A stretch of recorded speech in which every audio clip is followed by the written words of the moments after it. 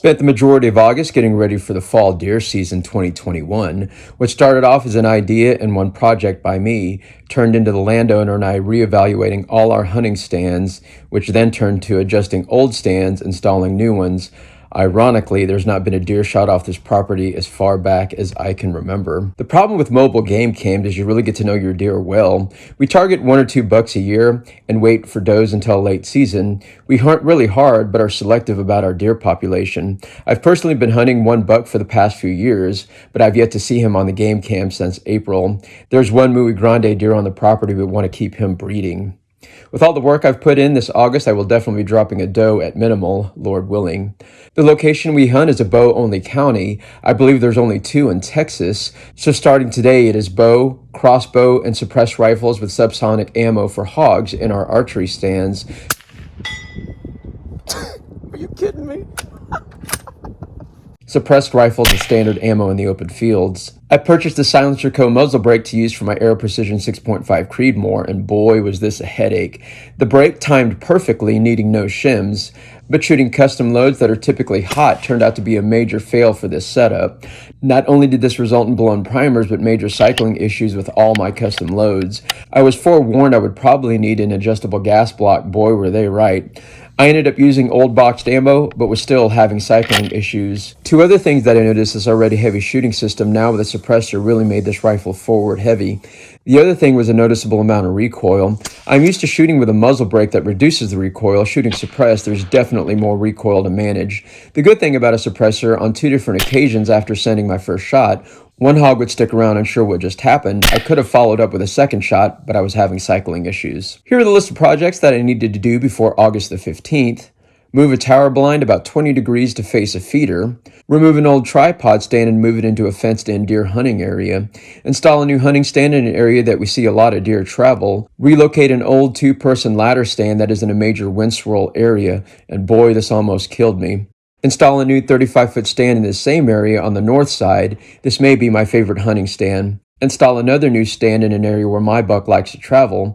Finally, I went through and cleared out a lot of the shooting lanes. I have 1 more tower stand to work on, but I'm waiting for a buddy to weld a part that I broke off. Every time I went up to the property, there were small hogs running around everywhere. I committed to not do any hog hunting until I got all my work done, and that ended up being Friday the 13th. And boy, was this a jinx. I don't know how you talked me into this, Tommy. Hell, I must be crazy. My first attempt was around 2 o'clock with a small sounder about 100 yards away. You could definitely hear the impact, but there was no recovery.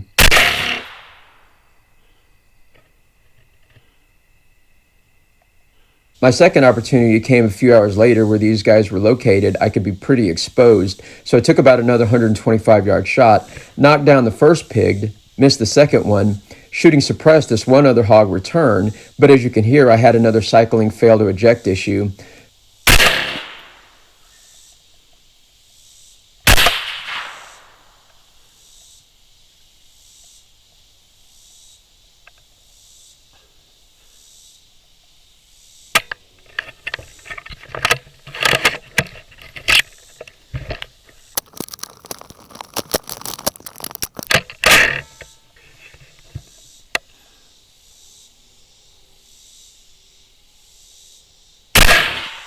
After cycling the brass, I ended up shooting low on the 3rd hog.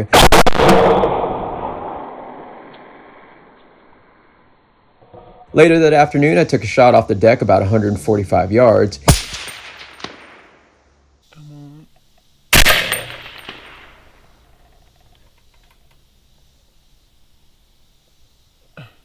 It was here I really noticed the recoil when I was shooting prone. I ended up shooting 2 for 1. 20 minutes later, part of that same group returned. I decided to crawl down and shoot within 75 yards.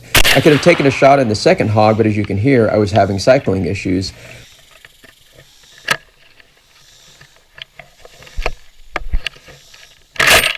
Friday the 13th was bad for me, but also equaled 6 hogs that are a little bit more holy.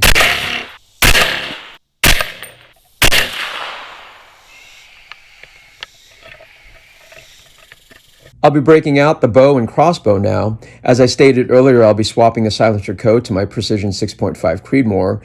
Deer season 2021 is right around the corner. If you're in Texas, you can get your 2021 hunting license now. So until then, stay tuned for my next adventure.